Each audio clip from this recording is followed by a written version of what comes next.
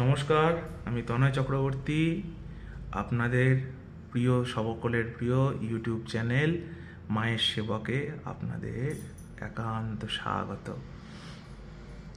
এই ভিডিও শ্যুটটা যখন করি সেই সময় পণ্ডিত মশাইয়ের একটা কথা খুব মনে পড়ছে ভীষণভাবে।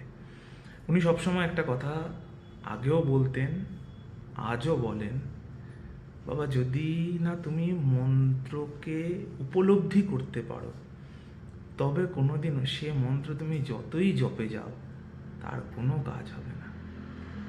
এটা উনি সর্বদাই কথাটা বলতে থাকেন, এবং কথাটা যে কতটা আজকে বাস্তব সেটা কিছু কিছু জায়গায় আমি নিজেও উপলব্ধি করি আমার নিজের কর্মজীবনের মধ্যে দিয়ে। আপনাদের সবার কাছে আমার বিনীত অনুরোধ,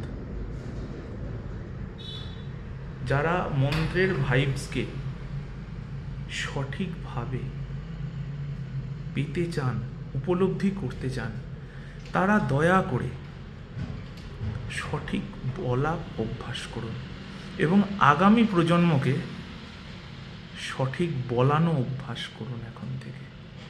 তার কারণ সঠিক যদি না হয় তাহলে যেটা সঠিক নয় তার অস্তিত্ব কি করে থাকে, তাই না? মনের শুদ্ধতা, মনের পবিত্রতা আর সঠিক অভ্যাস, এই আমাদের জীবনের একমাত্র পাথেয়। এই পাথেয়কে সঙ্গে করে নিয়ে আমাদের পথ চলা। আসুন শুরু করা যাক। আজকে আমাদের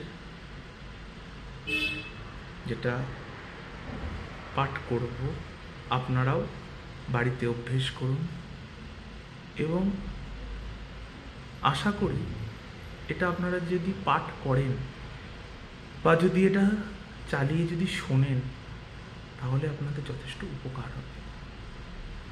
এই ইউটিউব চ্যানেলের মুখ্য উদ্দেশ্য এটাই, সকলের উপকার, জনগণ, আপামর জনগণের সবার উন্নতি। সেই জন্য এই চ্যানেলটার নামও এটাই রাখা হয়েছে, মায়ের সেবক। আমরা সবাই তারই সেবক, সেই পরম ব্রহ্ম। আপনারা কেউ বৈষ্ণব হবেন, কেউ শৈব পথে, শৈব মার্গে হাঁটেন, দেবাদিদেব মহাদেবের পথ অনুসরণ করেন, কেউ অঘোরাচারে চলেন, কেউ বা বীরাচারে চলেন, কিন্তু ভেবে দেখুন সবাই আমরা তারই সেবক। এখানে কোনো ভেদাভেদ নেই, আপনিও যা আমিও যা, আমরা সকলেই